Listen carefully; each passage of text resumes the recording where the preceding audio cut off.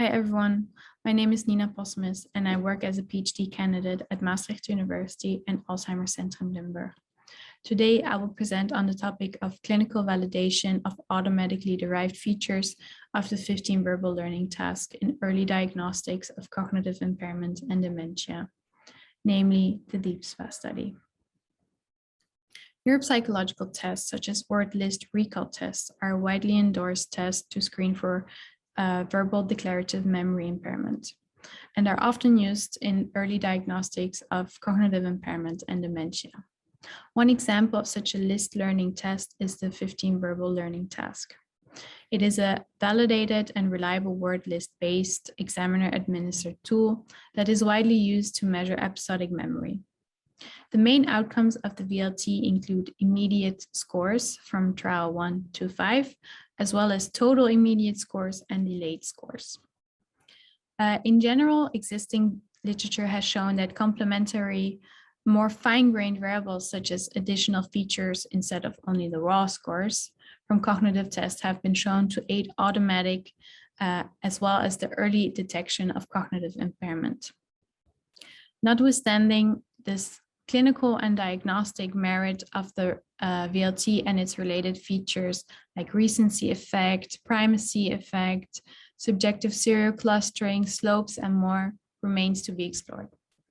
Accordingly, the aim of this study was to investigate the clinical validation and additional value of automatically derived VLT features in clinical practice.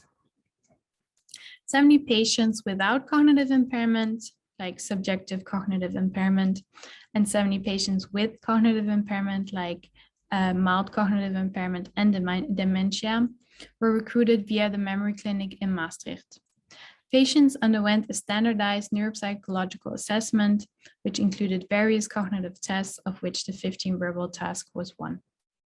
Performance on the 15 VLT was audio recorded on a tablet, and key elements uploaded, scored, and processed the 15 VLT performance in the Apollo app.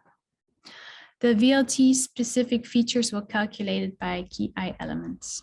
To understand potential additional value of VLT variables, machine learning classifiers were trained and evaluated to separate the diagnostic groups.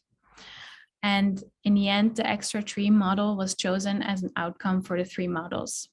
The three models were separated as following. The first model included the total immediate and delayed count. The second model included the total immediate and delayed count plus correction for age.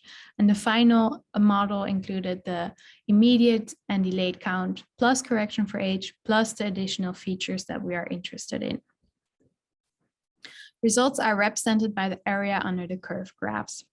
As you can see in the first AUC graph, which is the graph for the immediate score, the green line, which is the full model and includes the total immediate count, correction for age, and features, shows a larger area under the curve compared to the orange line, which is the model without the additional features. On the second AUC graph, which is for the delayed score, the green line again shows a larger area under the curve for the full model compared to the model without features, the orange line. Taken together, the results show that automatically derived additional 15 VLT features are able to successfully differentiate between patients with cognitive impairment and without cognitive impairment.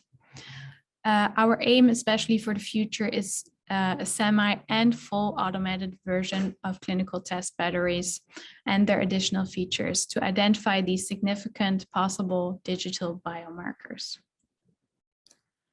I would like to thank you for your attention, and also in case you have any questions, please don't hesitate to contact me and email me. I would like to thank all my colleagues and also our partners involved. Thanks again.